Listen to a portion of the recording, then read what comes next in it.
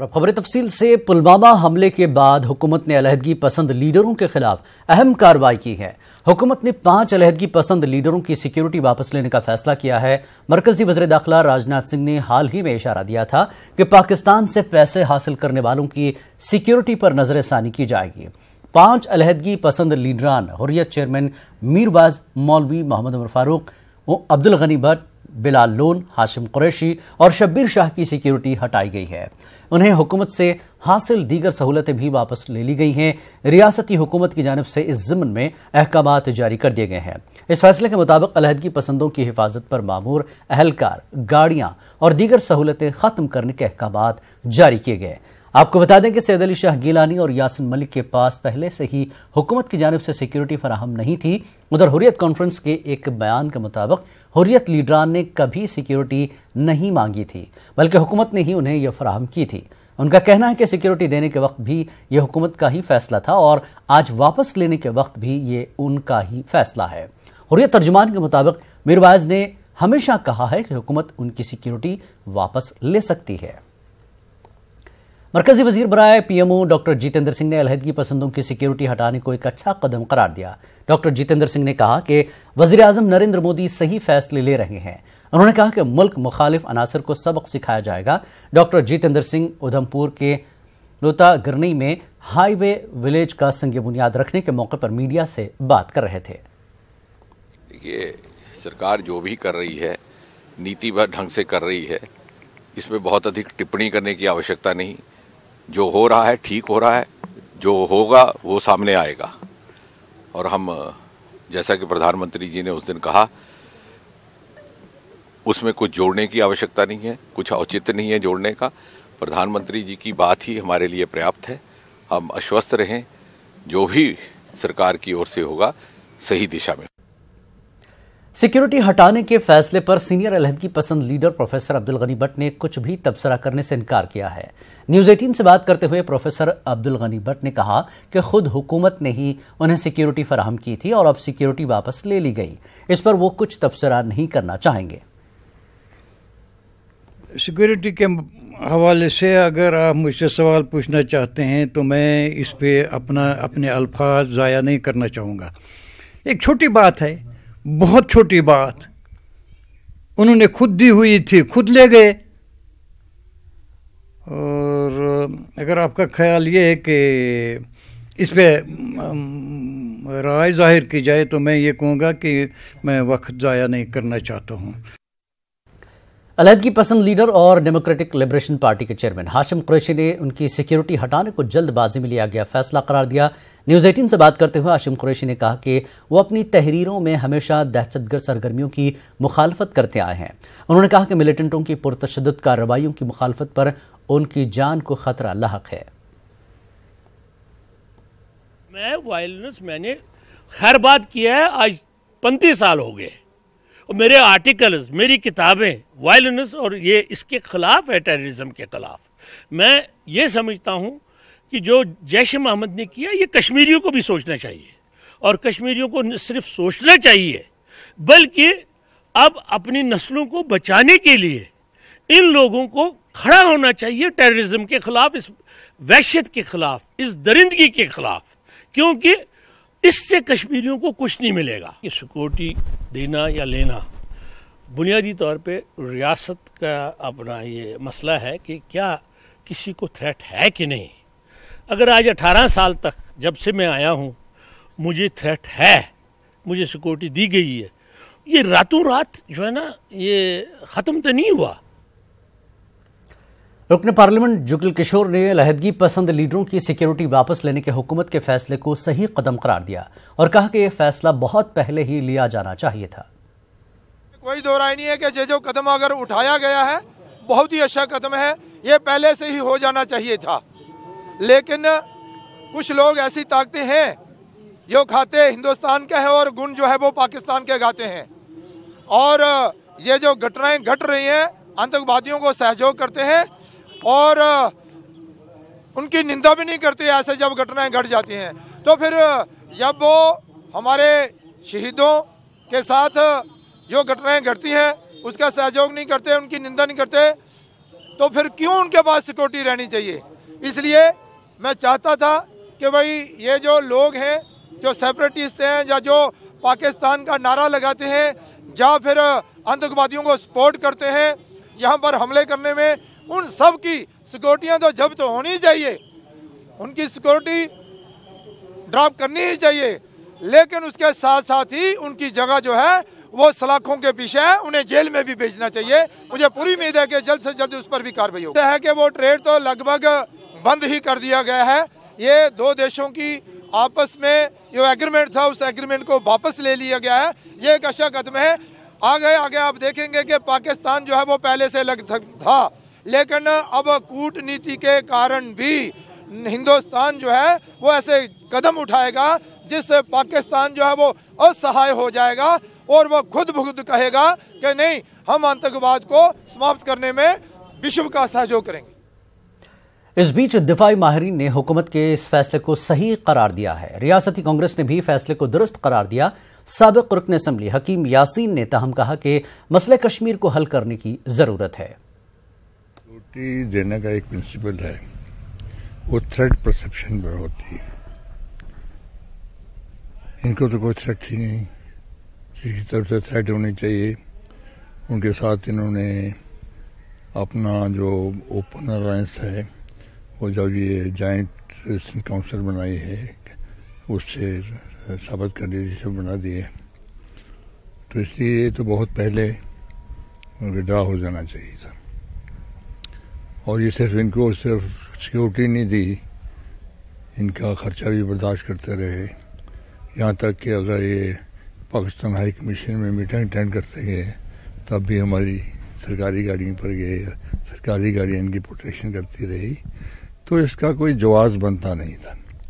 देखिए, मैं तो समझता हूँ कि ये सही कदम है, लेकिन इसको और पहले लिया जाना चाहिए था। हालात तो काफ़ी अरसे से बहुत ख़राब होते जा रहे हैं। पिछले 3-4 साल से जिस तरह से वारदातें बढ़ी हैं, आतंकवादी गतिविधि बढ़ी हैं, स्टोन पेल्टिंग बढ़े हैं, तो ये प्रोवोकेशंस जो लोग करते थे या उनका समर्थन देते थे, इस किस्म के कदम जो है वो सही दिशा में हैं, लेकिन और पहले लिए गए होते तो शायद इस तरह के हादसे ना होते। और हम गवर्नमेंट ऑफ इंडिया के साथ खड़े हैं। हमारी पार्टी जो भी कदम हमने कहा कि आप उठाएंगे देश की सुरक्षा के लिए, सेना की सुरक्षा के लिए, हम आपके साथ खड़े हैं। जम्मू कश्मीर के मसले के हवाले से सब उन्हें मान लिया कि एक मसला है, इसको सियासी तौर हल करने की ज़रूरत है। मगर अगर हम देखेंगे तो बदकिस्मती से किसी ने वाजपेयी साहब के वक्त में कुछ शुरुआत हुए थे तो बाद में उसको अधूरा छोड़ दिया गया। तो अगर उसी बात को लेते हुए इस मसले को हल करने की कोशिश की होती, आज लतपोरा हमें देखना नहीं पड़ता। गवर्नमेंट की जिम्मेदारी है, जिनके नज़रों में उनको ये लगता है कि उनके जान माल को खतरा है, उनको तहफ़्फ़ुज़ देने की ज़रूरत है। ये सरकार की जिम्मेदारी है।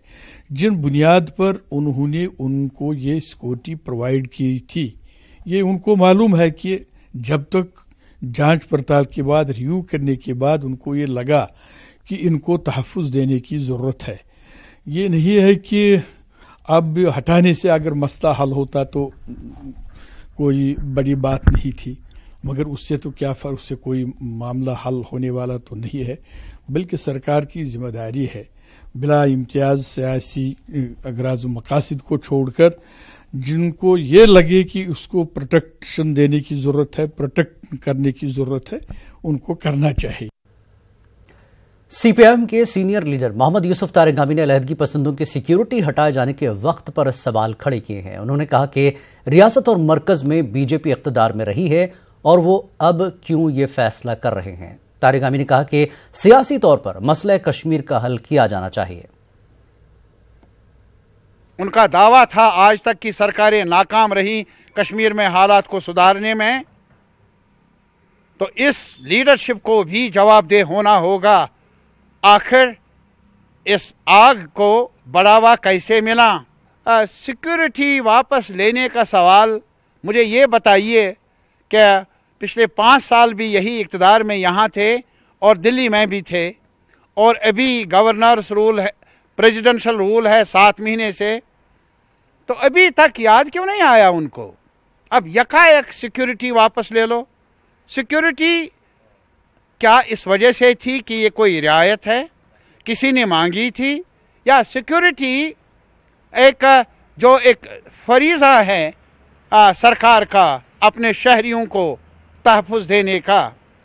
ये तो उनको बताना पड़ेगा, इसकी वजाहत करनी पड़ेगी। ऐसे शॉर्टकट से मसला हल नहीं होगा, गुस्सा भी ठंडा नहीं होगा।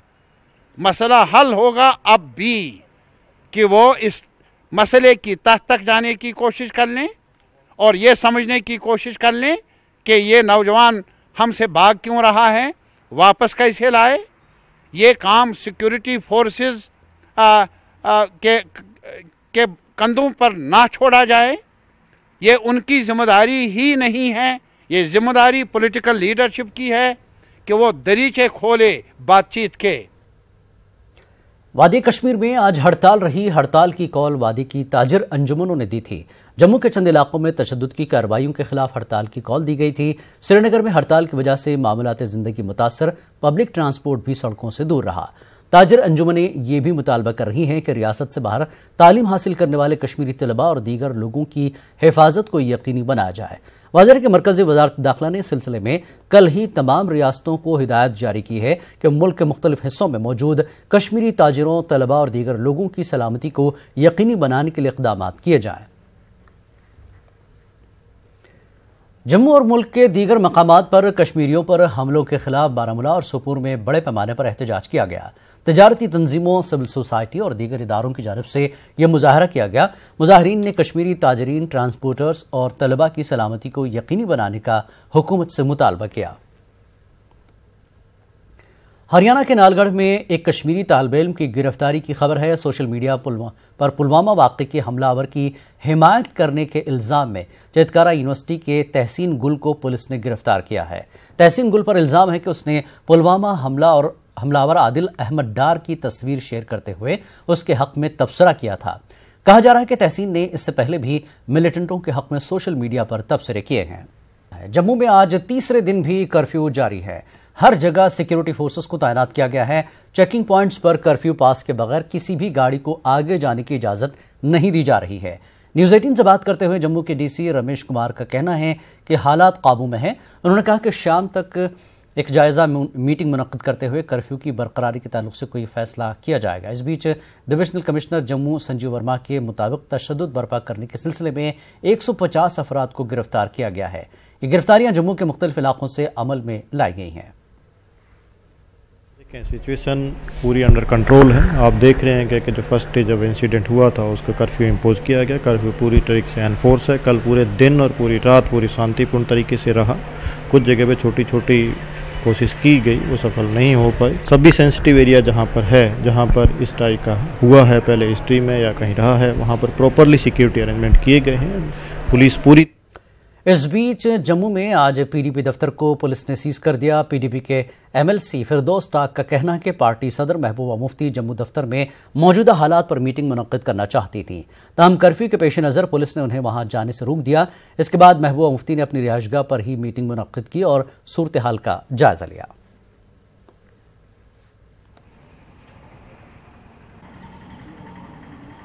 मैडम अभी पहुंची हैं और डायरेक्ट एयरपोर्ट से अभी अपने रेजिडेंस पे पहुंची है।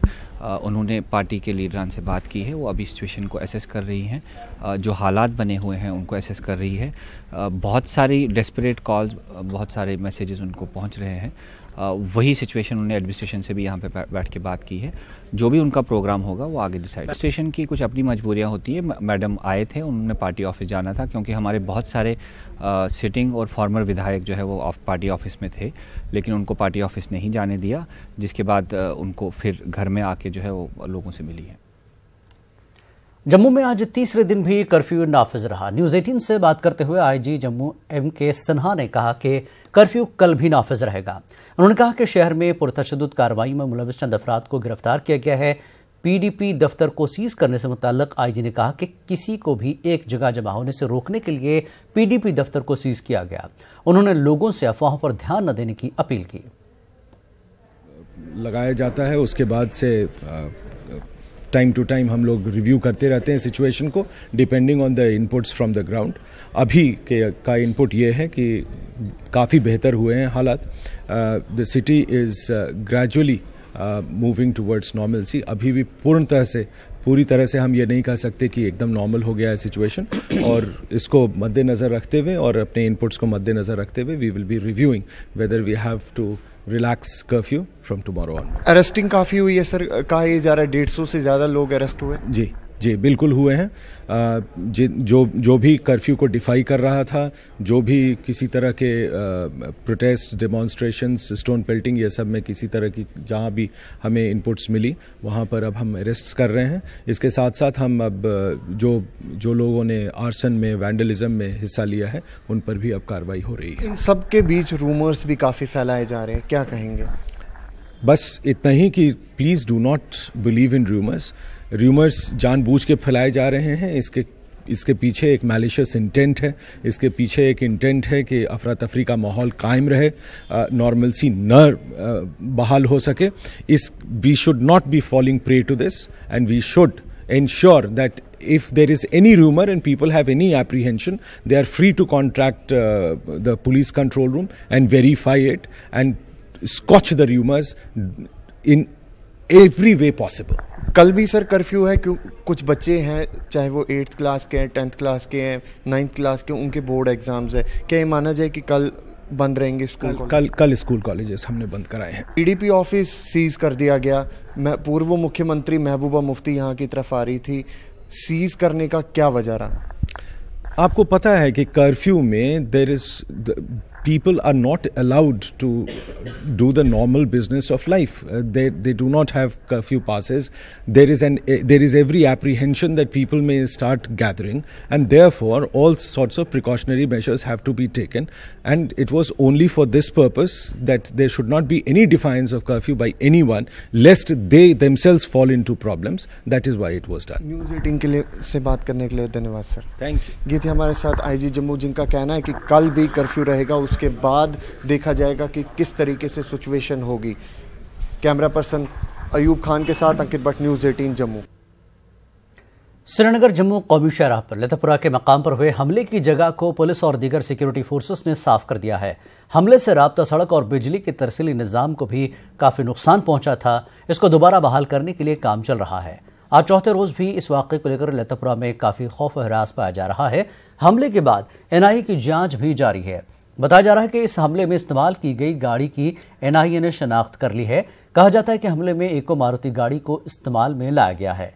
NIA ने श्रीनगर जम्मू कौमी शाहराह पर हमले की जगह के इर्द गिर्द तकरीबन 20 किलोमीटर दायरे को भी निगरानी में रखा है। पुलवामा के लतापुरा इलाके में हुए धमाके से कई रिहायशी मकानों को भी काफी नुकसान पहुंचा। लतापुरा के कुमार मोहल्ले के लोग आज भी वो दिन याद करके लरस जाते हैं। इलाके के तकरीबन सभी रिहायशी मकानों और दुकानों को नुकसान हुआ है। कई अफराद जख्मी हो गए हैं। न्यूज़ 18 नुमाइंदे बिलाल खान के साथ बात करते हुए उन्होंने कहा कि आज भी वो अपनी बस्ती में आने डर महसूस कर रहे हैं। उनके जहनों में खुदकुश हमले का खौफ बरकरार है। मुतासरा अफराद ने इंतजामिया से इमदाद की अपील की है।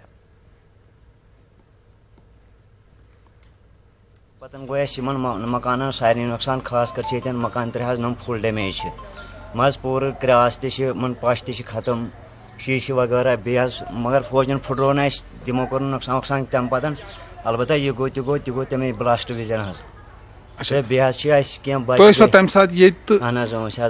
अलबत्ता बच्चे 1-2 गए जख्मी तो बे सोरे महल कुमार महल सोरे आज डैमेज। अभी धमाका हुआ, हमको लगा है कि शायद हम पर कुछ गिर गया।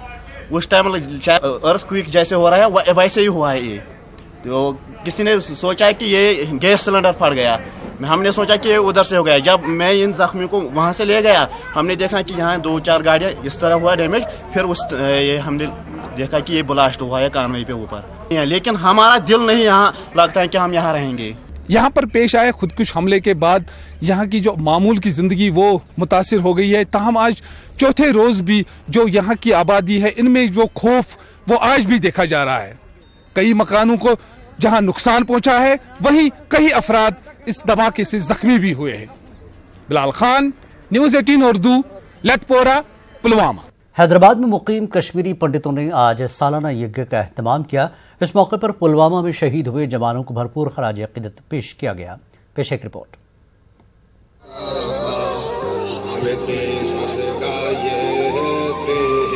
हैदराबाद के बेगमपेट में वाक़ई स्वामी रामानंद तीर्थ आश्रम में कश्मीरी समाज की जानिब से सालाना यज्ञ का इनेकाद किया गया। हैदराबाद में मुकीम कश्मीरी पंडित हर साल इस यज्ञ का एहतमाम करते हैं। शहर के मुख्तलिफ इलाकों में रहने वाले कश्मीरी पंडितों ने इसमें शिरकत की। इस मौके पर पुलवामा हमले में शहादत पाने वाले सीआरपीएफ जवानों को भरपूर खराज अकीदत पेश किया गया और शहीदों की आत्मा की शांति के लिए खुसूसी दुआएं की गई। डॉक्टर सुभद्रा जलाली ने कहा कि कश्मीर में पाबंदी से हवन का एहतमाम किया जाता था और हैदराबाद में भी इस रिवायत को बरकरार रखा गया है। इन्होंने कहा कि कश्मीरी कल्चर को फरोग देने और नई नस्ल को इन रिवायात से वाकिफ कराने की एक कोशिश है। डॉक्टर सुभद्रा जलाली ने पुलवामा हमले का तस्करा करते हुए कहा कि बहादुर सीआरपीएफ जवानों ने मुल्क के लिए अपनी जान निछावर कर दी है। इन जवानों की कुर्बानियों को भी याद किया गया है। पर्व है कि हम आज सारे कश्मीरी समाज जो हैदराबाद के 200 फैमिलीज हैं, यहाँ पे परिवार, हम मिलजुल के शांति, विश्व शांति के लिए और अपने कल्चर को बच्चों में जागरूक करने के लिए एक हर साल की तरह आज हमने यहाँ पर हवन किया है। यानी कश्मीर में हम लोग हर साल तुलमुल में और अपने वहाँ पे अलग अलग तीर्थ स्थान थे, हमारे क्रू था और अपना हरी पर्वत था, वहाँ पर हम लोग सब मिलजुल के हवन करते थे। तो अब हम तो वो टीस है कि हम वहाँ नहीं जा पाते हैं। सबको बहुत ही दुख है कि हमारे इतने सारे जवान सीआरपीएफ के पुलवामा के पास मारे गए, तो हम उनके भी सेक्रीफाइस को यहाँ पर कमेमोरेट कर रहे हैं। आप देख रहे हैं, आप हम सब जवानों को उनके बलिदान के लिए हम नतमस्तक हैं और उन्होंने जो हमारे लिए किया है, जो हमारे देश के लिए कर रहे हैं, उसके लिए हमारी भावपूर्ण श्रद्धांजलि उनके लिए, उनके परिवारों के लिए, कश्मीरी समाज हैदराबाद की ओर से सबके लिए और शांति। इस मौके पर कश्मीरी पंडितों ने कहा कि वो 30 बरसों से अपने ही मुल्क में माइग्रेंट हैं। इन्होंने उम्मीद जाहिर की कि हुकूमत पंडितों की वापसी के लिए इक़दाम करेगी। आज 30 साल हुए हमें हमारे घर से बाहर निकले हुए। हम शरणार्थी अपने ही देश में कहलाते हैं और आज तक हमें वापस जाने का कोई मौका नहीं मिला है। इस देश में जिस प्रकार का माहौल जम्मू कश्मीर में पिछले 30 साल से है, वो कब सुधरेगा? हम कब अपने घर जाएंगे? हम कब शरणार्थी टैग से बाहर निकलेंगे? हम आशा करते हैं अब ये सरकार हमारा सुनेगी। हमें ऐसे हर साल हर जगह पर ऐसे ना एकत्रित होना पड़े। हम अपने शहर जाएं, अपने वतन जाएं और ये सब वहाँ पे मिले, वहाँ करें। तकरीब में शिरकत करने वाले पंडितों ने कश्मीर के मौजूदा हालात पर तशवीश का इजहार किया। इस यज्ञ के दौरान जम्मू कश्मीर समेत मुल्क भर में अमन व अमान और खुशहाली की दुआएं की गई। इस मौके पर बच्चों में खासा जोशो खरोश देखने को मिला। Bureau report, news 18 Urdu. साबिक वजीर अब्दुल गनी कोहली ने राजौरी के डोडाटसन बाला में शहीद नसीर अहमद के घर पहुंचकर गमजदार खान खानदान को पुरसा दिया। अब्दुल गनी कोहली ने शहीद जवान के बच्चों की तालीम का जिम्मा लिया। वो बच्चों की 12वीं जमात तक के तालीमी अखराजात बर्दाश्त करेंगे। इसी दौरान शहीद जवान के भाई ने गांव में नासिर अहमद के नाम पर स्कूल खोलने की मरकजी हुकूमत से अपील की और कहा कि मुल्क के लिए जान निछावर करने पर उन्हें अपने भाई पर फख्र है। उधर गवर्नर इंतजामिया ने शहीद नसीर के अहल खाना को 20 लाख रुपए बतौर एक्स ग्रेशिया देने का ऐलान किया। गुर्बत थी, मैं छोटा था, मेरे फादर साहब गुजर गए थे। मैंने भी मुश्किल से पढ़ाई की यहाँ से पैदल जाके। तो गांव पहाड़ी में हम रहते हैं, तो इस भाई को भी मैंने यहाँ से पढ़ाई है, 4-5 किलोमीटर पैदल जाके पढ़ता था। तो अब ये छोटी एज में अगर शहीद हो गया तो इसके नाम पर अगर मेमोरियल बना दें तो गवर्नमेंट कर दें तो बड़ी मेहरबानी से एक याददाश्त रहेगी। हम ये रिक्वेस्ट करेंगे स्टेट गवर्नमेंट और सेंट्रल गवर्नमेंट से कि नसीर अहमद के नाम पर एक मेमोरियल स्कूल इस गांव में खोला जाए। ये पछड़ा हुआ दूर दराज का गांव है, ताकि उस शहीद का नाम जिंदा रहे। भाई नसीर के नाम पर अगर खुल जाए यहाँ तो ये काफ़ी उसकी यादें जो ताज़ा होती रहेंगी। शहीदों की मौत जो है ये इसका दर्जा तो बहुत बड़ा है और ये हम मानते हैं कि वाकया ऐसी मौत हर एक इंसान की होनी चाहिए। कि पड़ोसी मुल्क ने जो गलती की है वो बहुत बड़ी गलती की है, इसका उनको खमियाजा भुगतना पड़े। 3री जमात में पढ़ रहे हैं। मैंने यहाँ भी कहा है कि 12वीं तक मेरा स्कूल है, 12वीं तक मैं बल्कि फीस लेने का तो सवाल ही नहीं पैदा होता। मुझसे जो और मदद भी होगी मैं वो भी करूँगा। राजौरी के मुख्तलिफ मकामात पर पुलवामा हमले के शहीदों को खराज अक़ीदत पेश करने के लिए कई प्रोग्राम मुनक़्क़िद किए जा रहे हैं। डालुगरा गांव के तलबा और नौजवानों ने कैंडल मार्च निकाला और शहीदों के अहल खाना के साथ इजहार यगानगत किया। मुजाहिरीन ने पुलवामा हमले की मजम्मत की और अमन अमान के क़याम पर जोर दिया। नौजवानों पर जो अटैक हुआ है, जो 44 जवान हमारे शहीद हुए हैं, उनकी श्रद्धांजलि के लिए हमारे यूथ ने एक कैंडल मार्च निकाली है। तो हम ये कहना चाहते हैं कि उनको जो भी है उनको न्याय मिलना चाहिए। जो ये घिनौनी हरकत जिसने की है, जो कर रहे हैं, हम यही चाहते हैं, हम सरकार से यही चाहते हैं कि जल्द से जल्द इसका संविधान निकालें, बैठ के कोई बात होनी चाहिए। इस बारबरिक इंसिडेंट का नहायत ही दिल से कंडेम करते हैं और इस शर्मनाक इंसिडेंट के लिए हमारी पूरी सॉलिडरिटी। आरएसपुरा में आज भी पुलवामा हमले के खिलाफ जगह जगह एहतजाजी मुजाहरे किए गए। मुजाहिरीन ने पाकिस्तान के खिलाफ अपनी बरहमी का इजहार किया। बाज़ मकामात पर कैंडल मार्च का एहतमाम किया गया और शहीदों को खराज अक़ीदत पेश किया गया। पुंछ के बस स्टैंड के पास बीजेपी कारकुनों ने पुलवामा हमले के खिलाफ एहतजाज किया। बीजेपी एमएलसी प्रदीप शर्मा और अक़लियती मोर्चे के सदर शियाज खान एहतजाज में शामिल हुए। मुजाहिरीन ने पुलवामा हमले की शदीद मजम्मत की और पाकिस्तान के खिलाफ कार्रवाई की मांग की। कठुआ युवा संगठन के कारकुनों ने पुलवामा हमले के खिलाफ मुजाहरा किया। मुजाहिरीन ने पाकिस्तान का अलामती पुतला नजर आतिश किया और हुकूमत से मुतालबा किया कि पाकिस्तान को मुंह तोड़ जवाब दिया जाए ताकि आइंदा वो ऐसी नापाक हरकत अंजाम न दे सके। सारा हिंदुस्तान उन परिवारों के साथ है, हमारी संवेदनाएं उनके साथ हैं और अपने जवानों के लिए श्रद्धांजलि और हम सभी दुआ अर्पित करते हैं कि भगवान उनकी आत्मा को शांति दे। जुगल किशोर शर्मा का कहना है कि कुछ शरपसंद अनासर रियासत के माहौल को बिगाड़ने की कोशिश कर रहे हैं। उन्होंने कहा कि इंतजामिया को जम्मू में अमन अमान बरकरार रखना चाहिए। जुगल किशोर ने सांबा में एक तकरीब से खिताब किया और पुलवामा में शहीद हुए सीआरपीएफ जवानों को खराज अक़ीदत पेश किया। जुगल किशोर ने मिलिटेंटों के खिलाफ कड़ी कार्रवाई करने का मुतालबा किया। कि लोग गुस्से में हैं और गुस्से में लोग जो है वो चाहते हैं कि मिलिटेंटों पर और जिन्होंने पुलवामा इस हमले को अंजाम दिया है, यो सपोर्ट करते हैं आतंकवादियों की और पाकिस्तान पर कड़ी से कड़ी कार्रवाई की जाए, उसके विरोध में धरने और प्रदर्शन हुए हैं। और जो आप बात कह रहे हैं कि कहीं कहीं देश विरोधी जो नारे लगाए गए हैं, पुलिस ने कड़ी कार्रवाई की है, धरपकड़ हुई है, उन लोगों को अरेस्ट किया है और हम चाहते हैं कि जम्मू में अमन और शांति जो है वो बनी रहे। सरकार और सैनिकों को अपना काम जो है वो करने दिया जाए। पीपल्स कॉन्फ्रेंस के लीडर अब्दुल गनी वकील ने मरकजी हुकूमत पर जोर दिया कि बैरून रियासत में मुकीम कश्मीरी ताजिर और स्टूडेंट्स के तहफ़्फ़ुज़ को यकीनी बनाया जाए। उन्होंने कहा कि मुल्क की मुख्तलिफ रियासतों में मुकीम कश्मीरियों को धमकियां दी जा रही हैं। प्राइम मिनिस्टर ऑफ इंडिया से दरखास्त करता हूं और होम मिनिस्टर ऑफ इंडिया से भी दरखास्त करता हूं कि वो हमारे बच्चों का जो मुख्तलिफ रियासतों में बिजनेस कर रहे हैं, यूनिवर्सिटी में पढ़ रहे हैं और इस वक्त परेशान हैं, उनकी ज़िंदगी खतरे में है, उनको सख्ती से उन अनासर के खिलाफ निपटना चाहिए जो ऐसी सिचुएशन बनाते हैं जिससे हमारे जो बच्चे हैं, तलबा है, जिनकी ज़िंदगी खतरे में है और फौरी तो उनका तहफ़्फ़ुज़ यकीनी बनाना चाहिए। Government home minister of India को खुद इस मामले में मुदाखलत करनी चाहिए। सिर्फ लिखाई से कुछ नहीं होगा, प्रैक्टिकल अभी कुछ नजर नहीं आ रहा है। मुख्तलिफ स्टेटों से हमारे बच्चे हमसे राब्ते में हैं, फ़ोन कर रहे हैं और इसलिए मेरा ये मुतालबा है कि सरकार उनकी ज़िंदगी का तहफ़्फ़ुज़ यकीनी बनाए। मरकजी वज़ीर ममलिकत डॉक्टर जितेंद्र सिंह ने उधमपुर के गरनानी में हाईवे विलेज का संग बुनियाद रखा। डॉक्टर जितेंद्र सिंह ने कहा कि रियासत में दूसरे हाई विलेज का संग बुनियाद रखा गया है। उन्होंने कहा कि शाहराह पर मुसाफिरीन और दीगर ट्रांसपोर्टर्स के लिए हर किस्म की सहूलियात दस्तयाब रहेगी।